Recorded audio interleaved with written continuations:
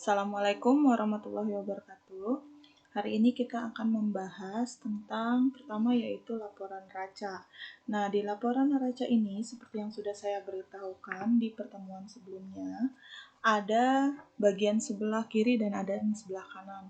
Sebelah kiri ini adalah bagian aktiva, ya.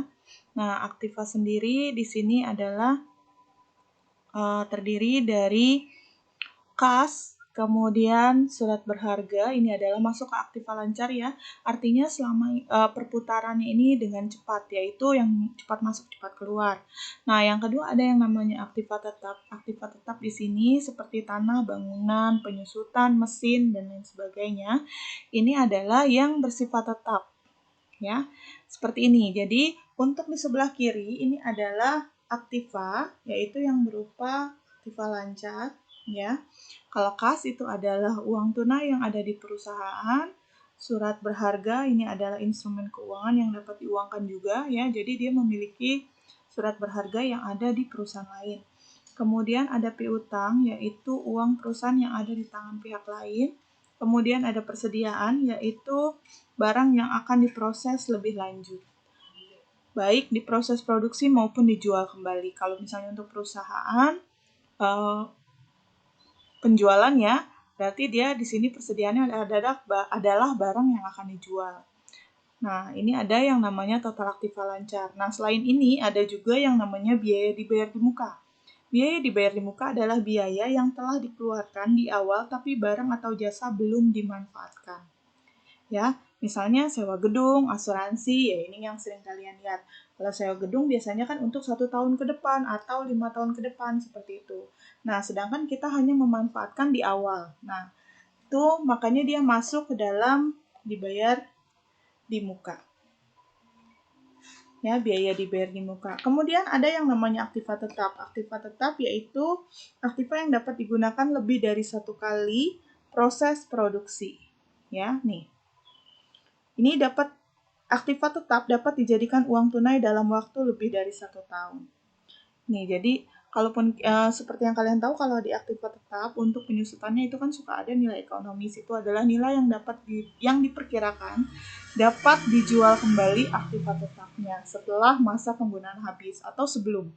Nanti akan ada perkiraannya. Oke, kemudian ada aktiva lain-lain, yaitu selain aktiva lancar dan aktiva tetap, misalnya penyertaan atau saham pada perusahaan lain. Ini untuk di sebelah kiri, ya, kolom aktiva. Kemudian ada yang di kolom pasiva, yaitu hutang lancar di sini. Hutang lancar terdiri dari hutang dagang, hutang wesel, hutang pajak, hutang gaji. Ini adalah hutang lancar, ya. Nah, di sini adalah hutang yang kalau hutang lancar itu adalah hutang yang jatuh temponya kurang dari atau sama dengan 1 tahun. Kalau hutang usaha atau hutang dagang adalah hutang pembelian yang berhubungan dengan dagang. Kemudian hutang lain-lain, ya, hutang wesel ini adalah tagihan yang harus dibayar. Kemudian ada hutang pajak. Nah, ini berarti kita berhutang dalam hal pajak. Kemudian hutang gaji ini adalah hutang yang berupa gaji, ya. Ini sehingga totalnya adalah sekian, ya. Kemudian ada yang namanya hutang jangka panjang, yaitu hutang yang jatuh temponya lebih dari 1 tahun. Ya, misalnya obligasi kan biasanya 1 tahun, 2 tahun, 3 tahun. Itu lebih. Kemudian ada hipotek, yaitu kredit jangka panjang. Ya, ini adalah untuk hutang jangka panjang. Kemudian ada yang namanya modal. Misalnya di sini ada yang namanya modal saham, yaitu uang tunai yang disetor pemegang saham yang dikonversikan dalam bentuk saham.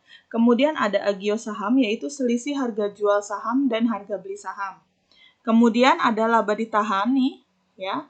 Laba ditahan ini adalah laba yang diperoleh perusahaan yang tidak dibagikan. Kemudian ada lagi yang namanya dana cadangan. Ya, ini juga sama, tidak dibagikan. Oke, ini adalah untuk neraca.